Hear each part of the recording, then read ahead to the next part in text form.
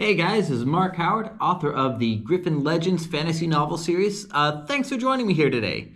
Today I wanted to talk to you about a pretty interesting topic, or at least one that I think is interesting, and hopefully you guys, as fans of fantasy, also will really enjoy here. And that is the role of undead in the fantasy setting, right? I made mention in a previous video of mine some weeks ago where I was talking with my wife actually about undead making for a good villain. Good as in a prime example, I guess I should say.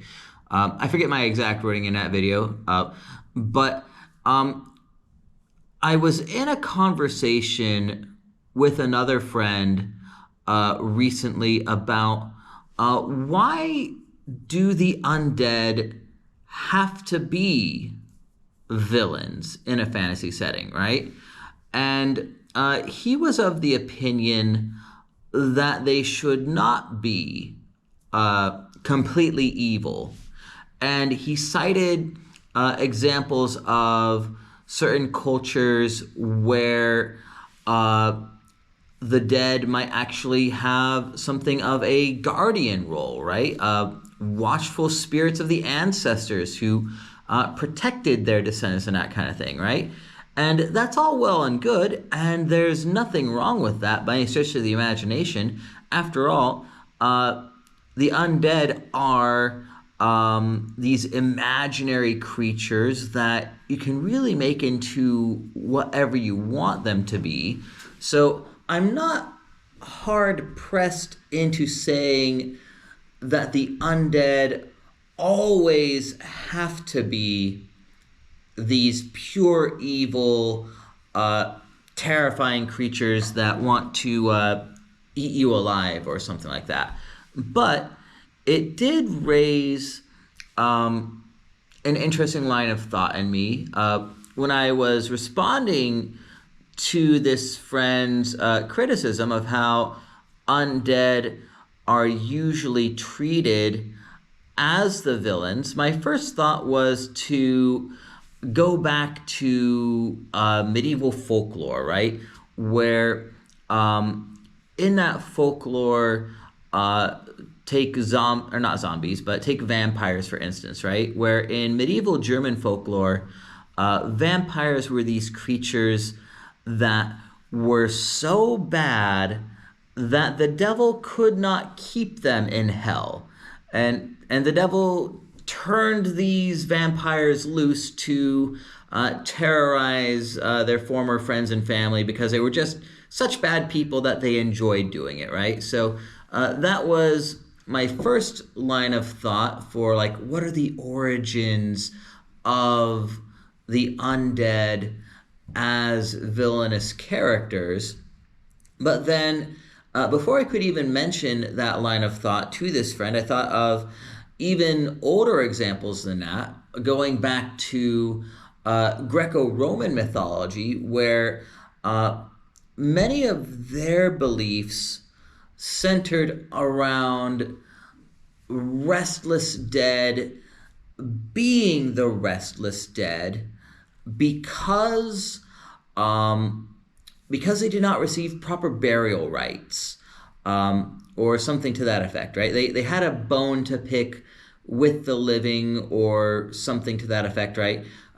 Ghosts become ghosts in the Greco-Roman world because there's something that went wrong and was unresolved in the mortal sphere that they could not pass on to the afterlife. And so the kinds of spirits or undead that Greco-Roman people would expect to come across would naturally be of a worse disposition than someone who just died peacefully in their sleep, right?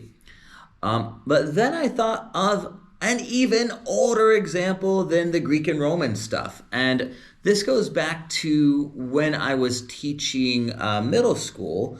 I would read to my ancient history class the Epic of Gilgamesh.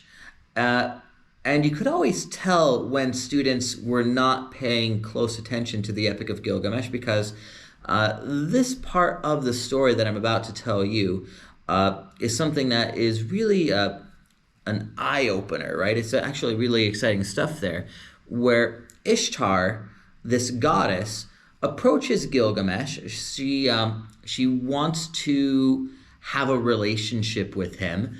Gilgamesh refuses for whatever reason here. And then Ishtar, being really upset about this, goes to her father Anu and says, "Give me the bowl of heaven so that I can attack Gilgamesh with this thing. And if you don't give me this bowl of heaven, I'm going to break open the gates of the underworld and unleash the dead so that they can devour the living." That's our first threatenings of a zombie apocalypse, or at least the oldest one that I know about. So there is this tradition here in the Western world, again, going all the way back to the Epic of Gilgamesh, maybe even before that, but that's, again, the oldest one that I can think of here, where we have this idea that the dead are supposed to stay dead. And if they don't stay dead, this means something really bad for the living here who have to deal with that, right?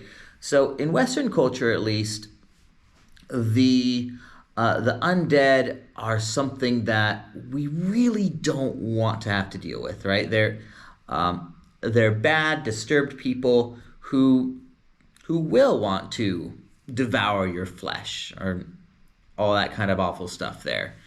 And so while I've heard it argued from some other people that necromancy should not be seen as this awful evil thing because, after all, raising the dead is just another tool at a sorcerer's disposal there, right?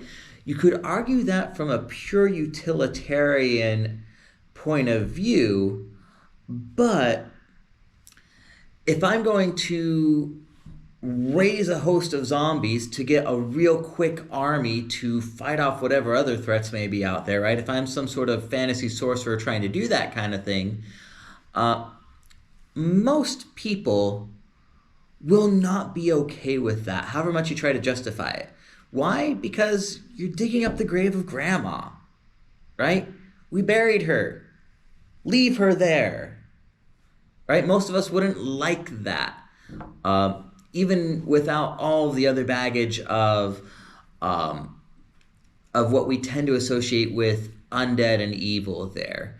And so I myself, as someone who prefers to write with a more traditional bent in my fantasy stories, I prefer to have the undead be generally evil here. I won't say that every undead creature I will ever write will always be just Heart of Blackness, but I do think that it is an archetype that has strong roots in Western culture, and there are reasons why we believe that the dead should stay dead. And so that's my take on it, but what do you guys think? Do you think the undead should be something that leans more on the black side of our moral spectrum, that necromancers by nature should be these more evil kind of characters? Or do you view them as just these sorcerers who are using one more tool at their disposal? I've had that argued to me by multiple people through the years. And so I'm interested to see what you guys have to say. So let me know in the comments what you guys think. Be sure, again, to like, share, subscribe, all that fun stuff there. And we will catch you next time.